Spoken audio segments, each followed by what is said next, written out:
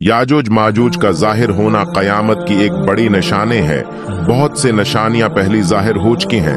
हम याजूज व माजूज की दीवार के बारे में बात करेंगे, जिसके बारे में ये कहा जा रहा है कि मिल गई है। ये अब कहाँ है, इस दीवार के बारे में शुरूर से आपको बताते हैं। यहूदियों का एक काफिला हुजूर पाक से मिलने आया और उन्होंने ज़वाल क़रनीन के बारे में सवाल किया। ये एक बादशाह था। हजरत एसिया के आने से 500 साल पहले उसके के ईरान पर हुकूमत थी।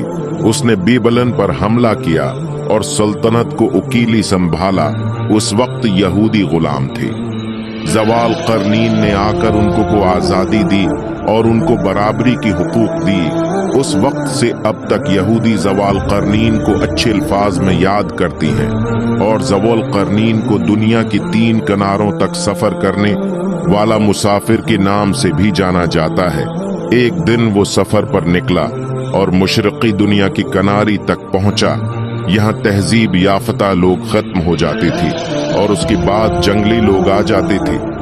ये जंगली लोग दूसरी कबाइल के लोगों को मार देते थे और उनकी ज़बान समझ में नहीं आती थी और उनकी शक्लें दूसरी इंसानों से मुख्तलिफ थी और ये पहाड़ की चोटी पर रहती थी।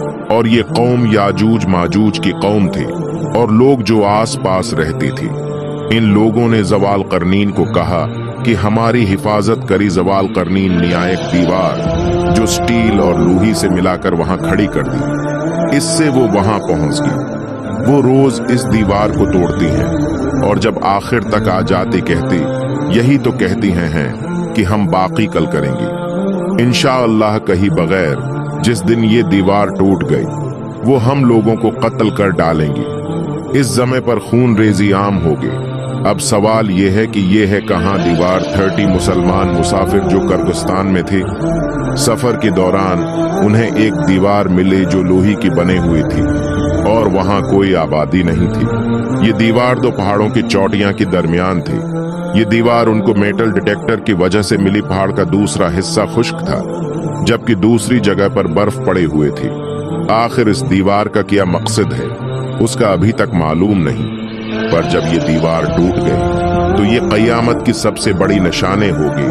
और बर्फ सिर्फ उसी जगह पर ही क्यों थी? इस सफर पर जाने वाले लोगों में से सिर्फ आधी है। बचकर आ सकी खुदा हम सबको अपनी पनाह में रखी।